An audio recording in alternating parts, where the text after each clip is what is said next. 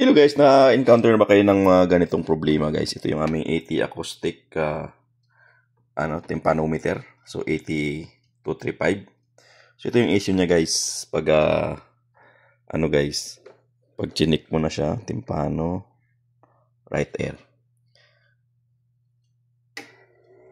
Yan guys, maingay siya tapos leaking siya sabi. So leaking guys. So, ang ginawa ko, kinuha ko yung isang probe namin na spare. Ayan. May spare akong bago. So, ganoon pa rin. Walang nangyari. Ganoon pa rin yung kanyang problema. So, try natin sa left. Ayan, left.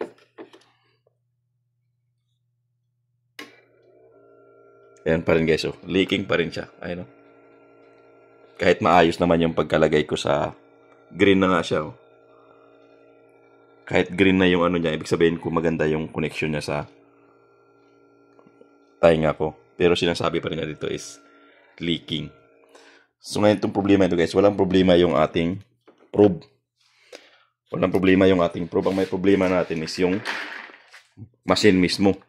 So kung maririnig mo rin guys, maingay yung ating pump sa loob. So wala pa rin may problema yung ating pump. So kahit may bago na akong yung handpiece, may bago ako pero leaking pa rin yung problema niya. So ito nga pala guys kung nandito yung kanyang pump. Hindi pala pump, yung pinaka mismong motor niya nandito sa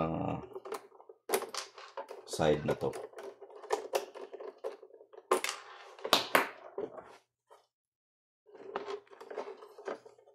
So ayan, kung makita mo yan guys, ito yung pinaka motor niya. So napaka-sensitive yan. So pag mahina na yung niya, yan yung maingay. So tanggalin natin to.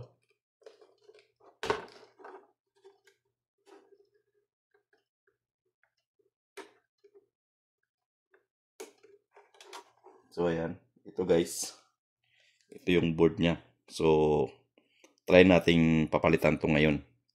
So meron akong pampalit nito guys.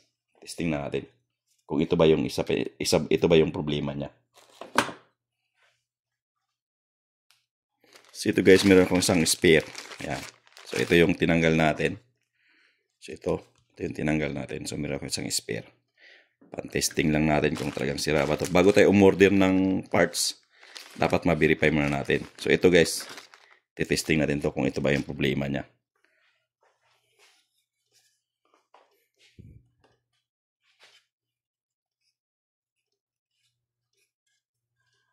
So kunig lang natin yung wire.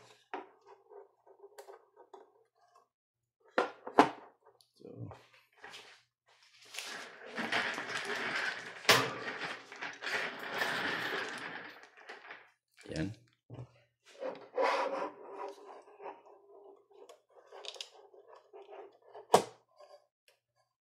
So ito na ingatan niyo to guys, huwag niyo mabagsak-bagsak kasi masyado tong sensitive.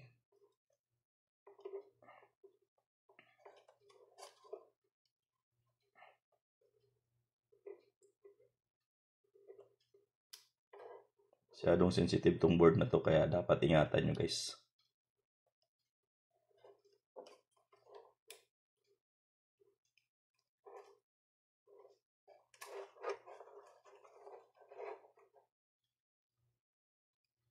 So pang-verify lang natin to kung ito ba talaga ang sira niya para bago kayo umorder ng parts, kailangan sigurado kayo.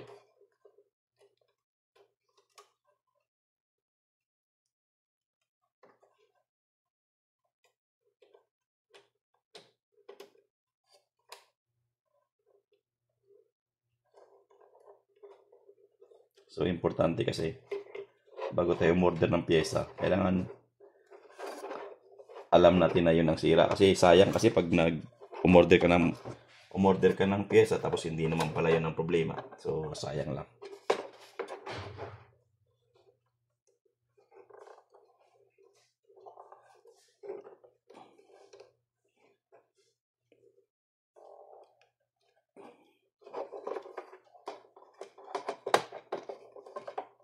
Yan. Yes, doktor. So yun guys, naikabit na natin yung ating parts. So i-screw lang natin para hindi siya mag-move. Kasi pag hindi mo siya i-screw yan guys, magkakaroon ng ano yan, movement. So hindi siya kakuha ng magandang result. Yan. Kahit dalawa lang muna. So para matesting lang natin kung yan ba talaga ang sira.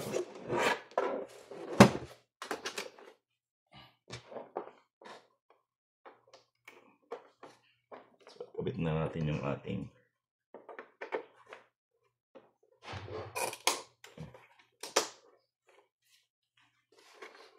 power on na natin. So tingnan natin kung ganun pa rin ba yung kanyang problema. Pinalitan na natin ng board. Ito yung pump.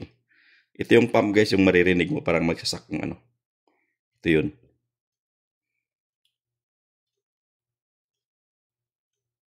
So meron siyang dalawang valve. Solenoid valve. Meron siyang sensor. So meron siyang pump motor dito guys. Ayun o.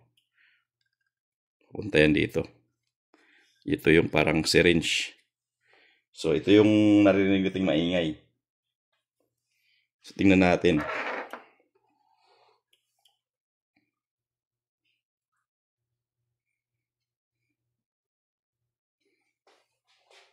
So iti-testing natin through out. Tapos sa tainga lang natin guys. Ayan. So ayan. Antayin lang natin mag-ano yan. Blue. So pwede natin mag-test. Left. Right. Ayan. Right ano natin. So pwede na tayong mag-test. Ayan. Sa air natin iti-testing.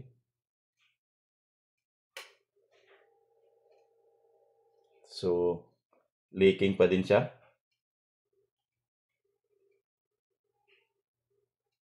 Ayun, okay na siya guys. Oh. So hindi ko lang naayos pagkalagay yung tainga. Ayun, oh. May reading na siya. Oh. So yan. Oh. So may reading na siya. So try natin sa ating left air. Yan. So testing natin sa ating tainga. Kailangan kasi guys, ito, hindi to nagli-leak. Wag nga itong ano to, tip na to. Kailangan hindi siya leak. Ito yung mga tip ko. So, left air tayo.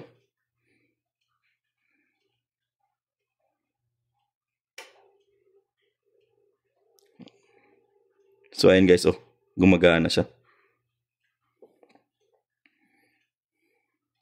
So, ito yung problema guys. Ayan. Ito yung may problema niya. So, ito yung re-request ng user. Ng technician doon sa ibang branch namin. Kasi guys, ito, sa ibang branch to.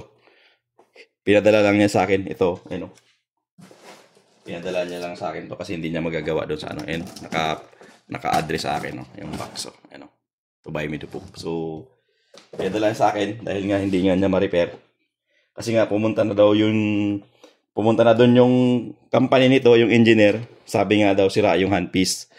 So sabi ko, paano sira? May bago nga tayong handpiece. So okay yung bagong handpiece natin. Sabihin niya, bago yan eh. Ito yung bagong handpiece ko guys. Oh. Ayan. Yung bagong handpiece ko yan. Tapos sabihin ng company, sira na yung handpiece. Sira daw to guys. So, sabi ko, sige, padala mo sa ako para ma-verify ko kasi meron pa akong isang board na ganito. So, meaning, ang sira guys is itong board na to. So, ito yung re-requestin ng user ngayon. Re-requestin tong board na to. Paparequest ko sa kanya. So, yun guys, nabiverify natin na ito lang yung problema ng syringe, tympanometer niya.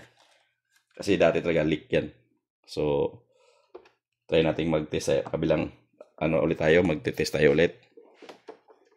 Kung meron bang reading. Ayan o. Ayan guys, oh, gumagana siya. So wala siyang leak dito. So meaning ito yung ating problema. So walang problema. Ayan, oh. So kabila tayo, left.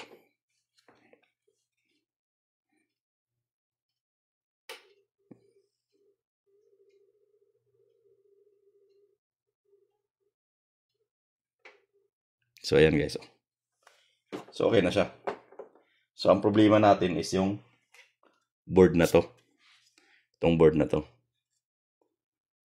So ganun lang guys. Ganun lang tayo magbe-verify ng ating mga machine. Kung basta kung meron kang board na ganito, pampalit lang, pang-verify mo lang guys para malaman mo. Kasi yung ito, una kong binirify is yung handpiece kasi ito yung sinasabi ng company. So, check yung handpiece, bago, ganun pa rin, nagdilik pa rin dito siya.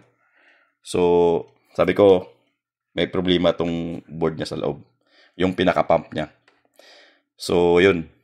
Yun yung nagiging issue ito guys. Ito lang yun. Kaya nagli-leaking siya. So, yun ang may problema. So, ang gagawin ko nito guys, magpapalit ako ng mga hose. Yan o. Palitan ko yung mga hose. Kung ganun pa rin, pag nagpapalit ako ng mga hose, kung ganun pa rin, ibig sabihin nyo, ito na taga may sira niyan. And, so, ito at saka yung pump na to. At saka itong baka yung sensor din o yung board na. So, kasi tingin ko baka yung ano lang eh. Yung mga hose o kaya yung pinaka syringe. May syringe kasi sa loob yan eh, no? Kung makita mo yun ito. Yung pinaka bucket niya. Yung magpo-produce ng ano yan eh. Diyan mag-i-store ng pressure. Tapos saka siya ibubuga dun sa pinaka ano niya. Para makakadetect siya ng pressure. Ito guys, try nating ipalit yung pump lang guys. Yung pinaka-pump lang mismo ang ating ipapalit. So, tingnan natin dito sa ano, ito guys. So, ito yung aking gumagana. So, ito yung pump ng sira. So, try ko lang siyang papalitan ko lang tong pump na to guys. Ito lang. So, ito lang yung pump ang ipapalit ko. Susubukan ko lang kung talagang yung pump lang ba ang sira o yung mismong control. Yan. So, itatry natin guys. Para ma-verify natin ng todo. Para ma-verify natin ng maayos. So, madali lang naman ipalit yan. So, tanggalin lang natin tong mga hose. Pero dapat markingan natin yung ating gumagana. Okay, markingan natin ng marker yung ating gumagana. So, baka magkakapalit-palit. So, ito yung gumagana. Ito. So, lagyan lang natin ng marking na may check. Para hindi tayo magkabaliktad-baliktad mamaya.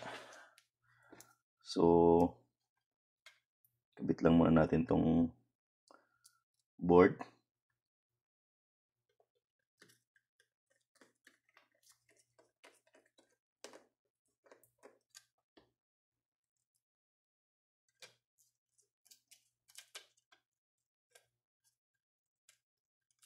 Kasi sa tingin ko, ang problema talaga nito, pump lang eh. Kasi naririnig ko maingay. So, ibabalik ko lang to.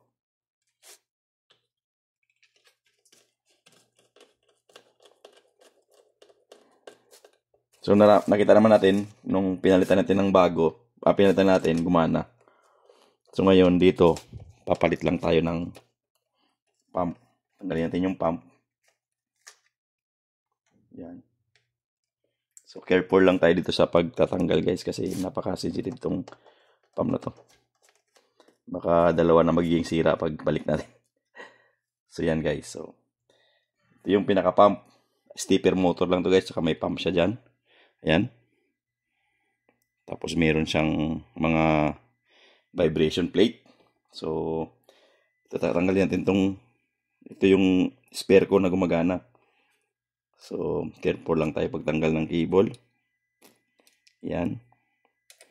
Tanggalin natin dito.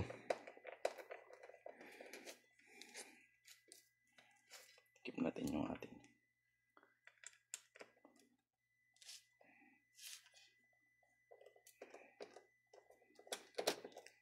Kasi kung gusto ko kasi, ang orderin ko lang yung pump. Kasi kung ito lang ang sira, guys, ito lang orderin natin. Pump lang para mas mura. Kasi pag assembly guys, mahal yan. Mahal yung board ng assembly. Kasi alam naman nating mga company dito, grabe kung managa. So, mas maganda kung board lang talaga, ay parts lang talaga yung ating re-requestin, yung pinakamotor lang. At least makakamura tayo.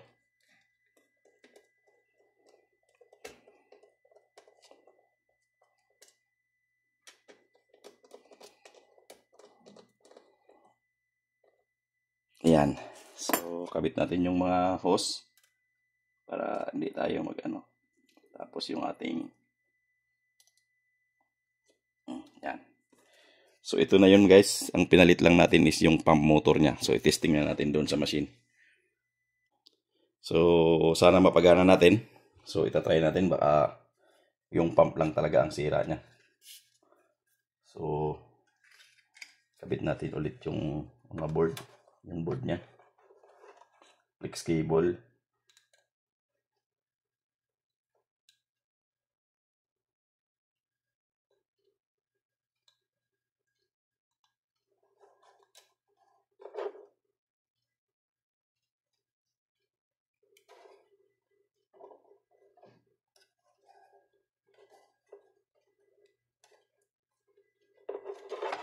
Flex cable. Tapos yung hose. So, dito natin malaman kung pump ba ang problema niya talaga.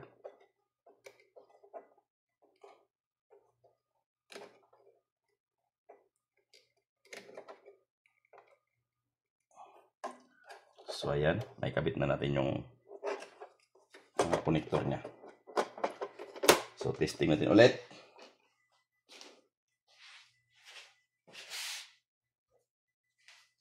Kabit mo natin ang dalawang screw para sigurado tayo nakakapit yan. Kasi may vibration yan. So, ayan guys. Pinalit lang natin yung pump. Try natin ulit.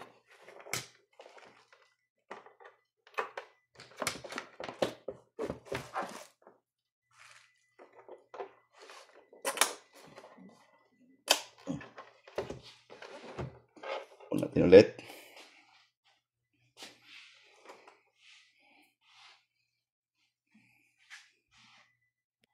So, ayan guys, nag-initialize na. 1.7. So, ayan. Testing natin. Ulit kung okay ba siya. Right. So, ito guys, kasi kayo, ingatan nyo rin itong ano to guys, ma-bend kasi meron tong hose sa loob, yung pressure. Yan. So, tingnan natin. Testing. Yan. Ayun, umukay na siya, oh. So, umukay siya. So, yan guys, umukay siya. Ibig sabihin, ng problema lang niya is motor. So, left natin. Left side natin.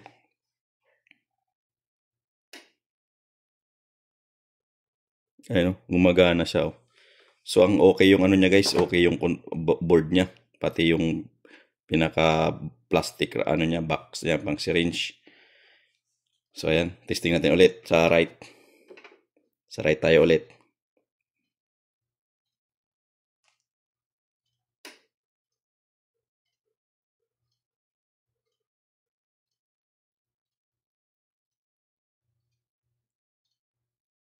So, ayun guys, okay siya, oh. Okay na okay siya, oh. So, wala sang problema. Left. Then ulit. Oh, nag-grab siya, oh.